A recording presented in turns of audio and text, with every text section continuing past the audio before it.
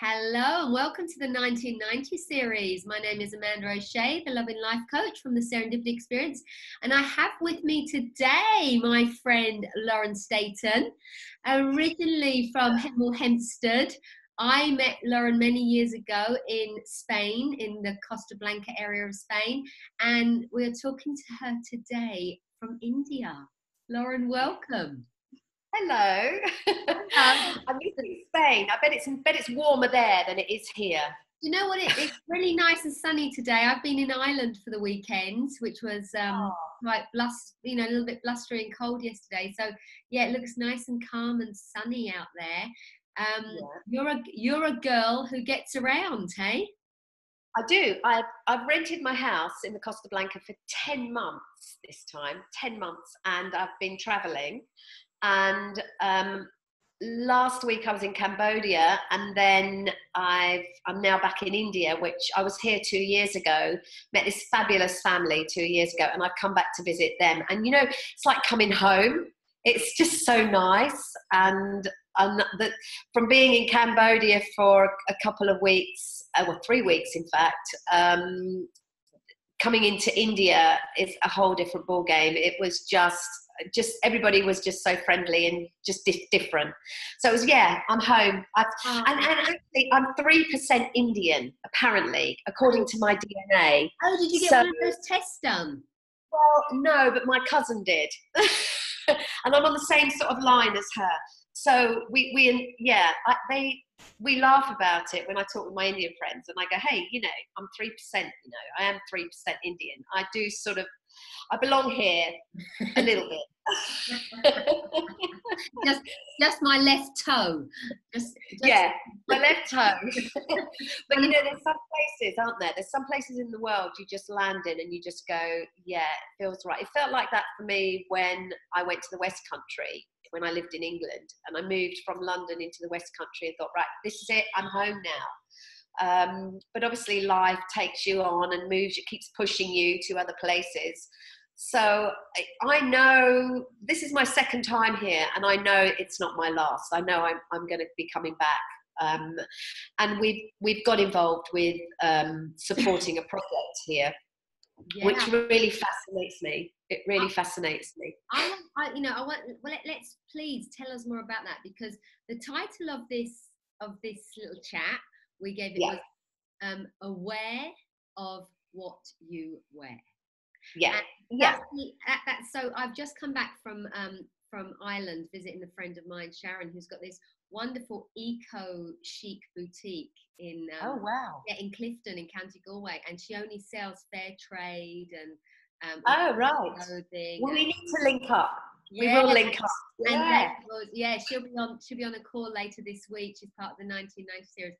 But she talks a lot about sustainability, and she talks a lot about things that I don't know if I was aware of it, but not as aware of when somebody who is so passionate about something, what sort of talks to you. So very, very curious to know more. But knowing you, Lauren, as I have got to know you, which was from, a woman of, I don't know, you're very, my heart beats nicely when you're around, because you have got a really loving, wonderful energy about you, that you're very generous, very giving, very caring. And I think the first time I visited your home would have been years ago, and you were doing one of your many charity events, or one of your, where you opened your your home up, beautiful home, and we went and did a big walk around the Hallam Valley and had afternoon tea or something. One of those events that you. That would have been an almond blossom walk, I should think. Probably raising money for kids or something like that. Yeah, you've got to keep doing things, haven't you? But the whole thing with this is this has been in my back pocket for a couple of years, and it's very, very difficult to try and change people's attitudes about things, especially about what they're wearing. And how it started, and I'll try and keep it very brief, was a shopping trip down Oxford Street in London with my 16-year-old daughter, who wanted to just keep buying more clothes, and these were clothes that she didn't really need, and I hadn't been back to London for a number of years, so to me it was like a big shock to see all the clothes lying on the floor, people grabbing stuff, people just not having any care about clothes. And I think back to my mum, who was a seamstress. She would be turning in her grave if she could see how these clothes were being trampled on, and how the kids just want to buy more, and they don't know they really weren't aware of the true cost of it all, of how these things were produced. So when I got to India, randomly, this was a separate thing, and I stayed with this family who were running a little school in some of the slums in Jaipur.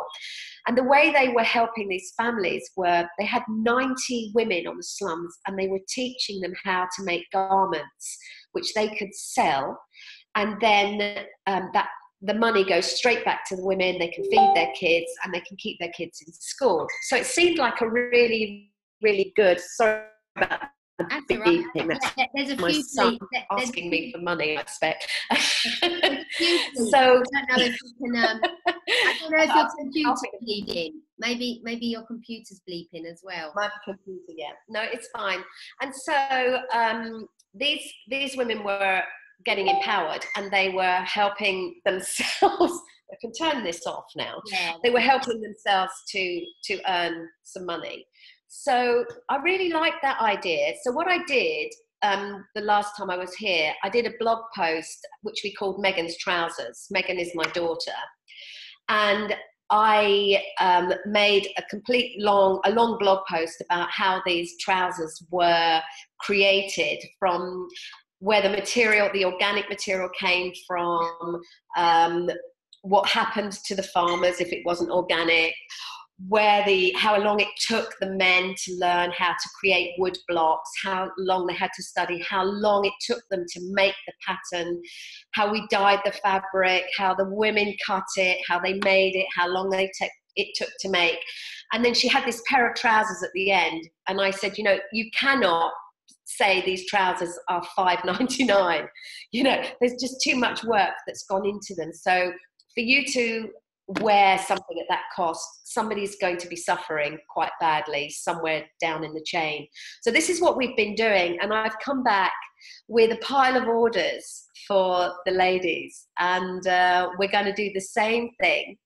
So you'll be able to buy a pair of trousers and know what lady made them, who designed your pattern, where the material came from, how long the whole process took, so that maybe when you get them, from seed to skin, as we say, when you get them, you'll be able to appreciate, the work that goes into some of these things, and maybe think twice about throwing them away randomly so that they end up on some grubby landfill site or whatever. So that's the idea, Amanda. I know I'm crazy, but I'm here doing a website with some Indian people that we've met. We're all pulling it together, and we've been out taking the kids to the park and singing songs, and just meeting up with the ladies again, seeing what they're making. It's a lot of work, but it's, my mum had a workroom, so I remember how difficult it is to pull these sort of things together.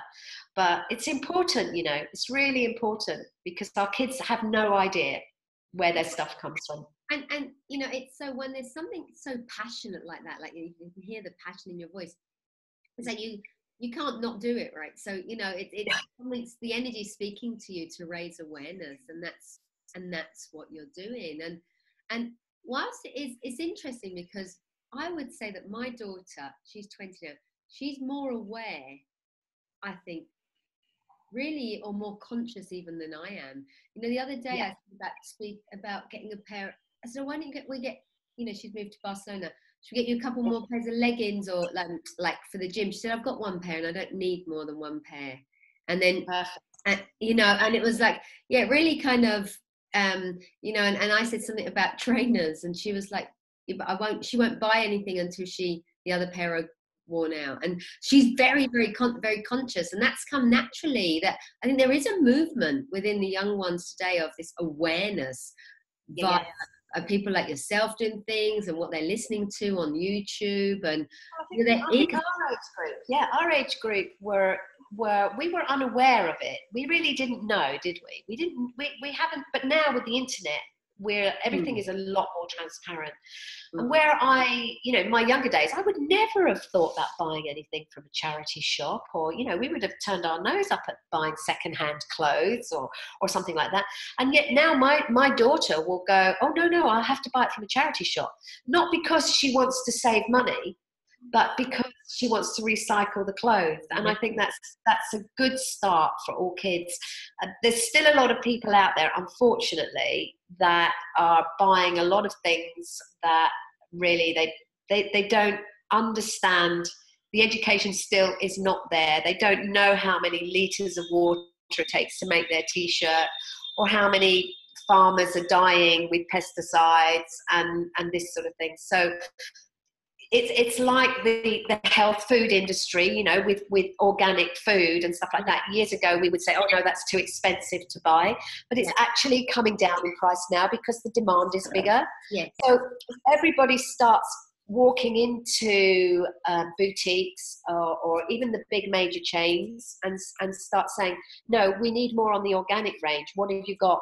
I think it's when I went into H&M's or C&A's or one of those, their organic range was half a dozen T-shirts. It's not enough. It's not enough. They need to really bring fashion together with what's sustainable and to work at that. And hey, I'm not a fashion designer or anything else, but I can sit here and make people aware, because I can chat away about things and come up with creative ideas. And just literally, just by saying, okay, well, let's make a few organic clothes and let's see if we can get people, to talk about them. Like I did with Megan's trousers. She's got her friends at school saying, well, where did you get these? Or what's all this about? And she's got the story behind it to say. And that, she said, I do it to Megan. Megan does it to 2 of her friends. Her 2 friends do it to 4, and so on and so on. And we start changing people's attitudes. And it's something, at the moment, it's still difficult to buy organic clothing. It is difficult, and it can be costly. But the more people that start demanding it, the prices will start to come down and make it more affordable. So we need to do this. Yeah, and there's also the huge health benefit of wearing organic clothing. Oh yeah, wearing fabrics that are against your skin. That are that as we change and what we absorb, and the energy that's gone into something. And then you have all the I just lost you there, Lauren. As well in fabric. Oh, what a food chain. Let's get you back, Lauren. We just missed. Have we lost you? I just lost you there for a moment. Okay. But I think you've frozen, but that's okay. We can hear you. But what were you saying about? We talked about organic clothing close to your skin, and there you are. You're back. What were you saying about having sort of that, organic materials close to your skin? And yeah, I met somebody, a young guy, a couple of years ago when I was traveling, and he was studying about all the microplastics in textiles, and that, he was horrified with the amount of plastic that's getting into, every time we put our synthetic clothes in a washing machine, there's microplastics going down into the water. And I don't know the science behind it, but he said it's quite horrifying, really, and it's getting into the oceans as well. So and then it's coming back into our food chain and everything else. So just being aware of what we're growing and what we're manufacturing our clothes with. And so there is a big move towards organic cottons, towards hemp, stuff like that. So I've just met another person here that is, when you travel, you meet all these people. They're all out there trying to do nice things for the planet. And it's just like one big movement out here, just people moving around. This man is doing aquaponics, and so he's trying to buy land where he can grow leafy green vegetables out of water just by having fish and having the right fish. I mean, this is about what I know about it, okay? So I'm learning as I go along. And you don't need any soil, and you don't need any chemicals. And we've been growing, actually, we've had foodstuffs been grown like this for thousands of years, and it's literally been forgotten. So this is making a comeback as well. And I find that, wow, that's fascinating. Can you imagine? I'd love that in my garden, a big fish pond growing all the spinach and and stuff. How cool would that be? That would be. It is so cool. And the thing is, I think the more that we talk a lot, or I talk a lot about awareness, really, and I talk a lot about consciousness, and I talk a lot about, as we raise our sort of levels of consciousness, or not as we raise, but we're designed from a high level of consciousness, and the only thing that's really got in the way of that is our own belief in this personal self, and the whole story that humans jumped on, that we're something more important than the rest of nature, than animals and plants and blah blah blah. And I think the more that we naturally, as we understand more about our own personal thinking, and the more we connect back with nature, and the more that we see that we are part of nature, we're not different to nature, we're part of the same energy. Yeah, we're all part of the same thing. We're part of the whole makeup of it all, aren't we? Yeah. So the more that we do that, the more that we just have respect for the land and the planet and ourselves and the animals and blah blah blah blah blah, and we merge into this oneness, and we see that we were designed on a planet that has everything it needs just there, and we've and even still, the ideas that we've had to the invention of plastic, the invention of this or that, also came from the same place. So at some level, level, it designed itself. It's all. I think it's all got its uses and its time, but we do. It's like everything, isn't it? Once upon a time we thought smoking was good for us. It's a process we have to go, and until we do these things, we really don't know what's going to be detrimental about it. We don't know, do we? So we have to. Humanity is learning all the time and finding new processes, and with people looking into solving the plastic problem, for instance, they're probably going to solve half a dozen other problems along the way, that they probably weren't even aware of. So it's all relative. It's all we've got to keep doing the best we can possibly do to keep humanity alive, really, I suppose, and to keep it going. And I think that there is, I do see the innocence behind the habits that we've got into, and I do see the innocence. Cold. I do see that there is innocence behind that, but once awareness has knocked on our door, which is what I see that people, like that's what we're doing. The people who just feel passionate about sharing messages of love and connection and waking people up, tapping them on the shoulder. Not from a judgment point, not of how dare you wear a pair of $5.99 trousers, but actually, did you know? Did you know? Because innocently, we have done things that we haven't known. So people are beginning to fight back a lot more. I mean, you've only got to look at veganism and things like that, where people, once upon a time, you were, if you were a vegan, you were a hippie, or you were down and out or something, and now people are going, well, actually, no, there's a lot of people are more conscious and taking it more seriously. And if when you've got people out there, I mean, even my own children sometimes will come out with something, go, oh, you don't want to believe all that old rubbish or anything else, and I just, where I used to sort of think, oh, yeah, maybe they're right. Now I think, no, I'm going to do what I feel is right. And if you don't like it, then, I can't force you to change the way you think. I can only help you by becoming more aware. And that's not really ramming it down somebody's throat. It's about sharing stories and showing evidence, and even business, where business is turning, business is changing. And I can remember 25 years ago saying business will change, business will become much more ethical, it will become much more aware of wanting to do things, not from a marketing point of view, but generally because people are more caring. And I think we are getting that way. And so, anybody that is, let's say, not transparent anymore has got something to hide.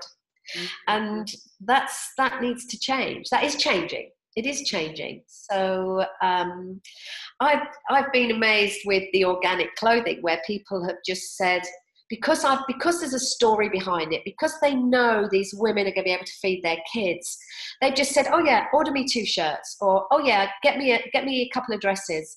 Nobody has actually said to me, what do they cost? Nobody. And so, when we go back to the big corporations that go, we've got to get the price right, we've got to get the price right. I don't believe we have. I think we've got to get the true cost of something and bring value back to it, so that people can just feel better about what they're buying, because it's not always about buying the cheapest, because that's totally false economy. And there's something about this message that you're doing, that the richness just in life comes out, and we know it's not about money, and we know we all need money because we live in a moneyed society, and we see we get that, but there's something about the effortlessness when you're doing something that is just what the energy wants to be doing. It just happens, it just flows, and you look amazing, Lauren. You look really well, and I'm so happy for you. So please, could you send a little link to what you're doing, and even now, if people want to them, or when the website's ready, we'll put the website. Literally, the page of the website is going to take 2 or 3 days. We're working on it. I mean, when I say 2 or 3 days, probably 2 or 3 weeks in reality. So we'll be able to put, but we have got a Facebook page called Dardi Organics.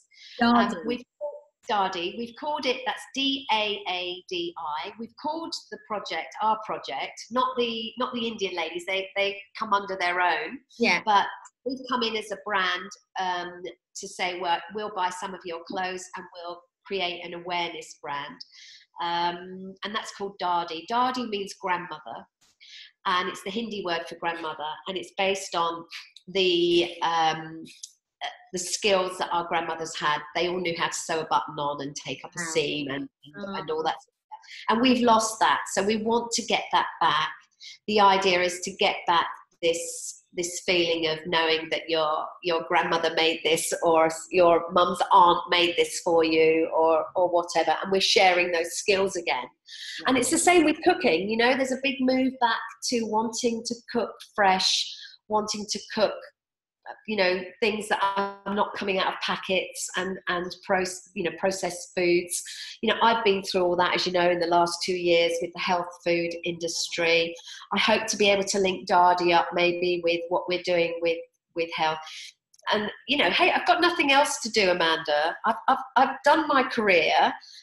You're very successful in everything you've done, and the book you've written. And do you know what? I love that. It's like eat well, wear well, think well. It's wellness, just, and it starts to just come out of every area once that consciousness is woken up again to be part of the one. It's everything, isn't it? It's everything coming together.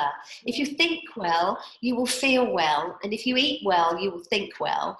So now the last thing is, we've also got to dress ourselves up, whether it's makeup, with proper makeup that's not, that's made ethically, and the same with clothing, because the clothing industry is one of the only industries, let's say in the UK, that's actually gone down in price, because there's a huge big price war going on with clothing, and it's you know, we've moved into that throwaway society, haven't we, where we wear it and throw it, and that's a real shame. We don't need to do that anymore. But I think that's come from, I think that started in the late 60s and 70s, and there's a lot of history behind that, why we have got to that stage. You know, I don't know. And I don't think we should keep blaming big corporations. I think we should start looking at ourselves and going, well, hang on a minute.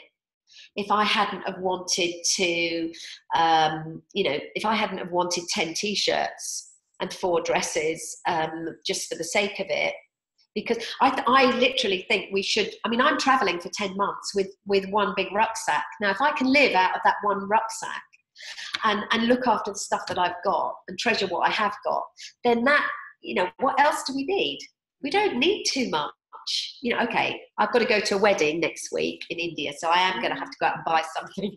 Oh, how exciting. Oh, how exciting. And exciting, yes. Enjoy the colours and the smells and the, you know, and all of that. And Lauren, just whatever you're doing, keep doing it, because you look fantastic. So well, I can't keep eating masala chips, which I just had a plate of before I spoke to you. So I'll probably come back a few kilos heavier. Well, we'll have to see. But I'm getting out and doing my yoga in the morning with the ladies that, you know, in the park.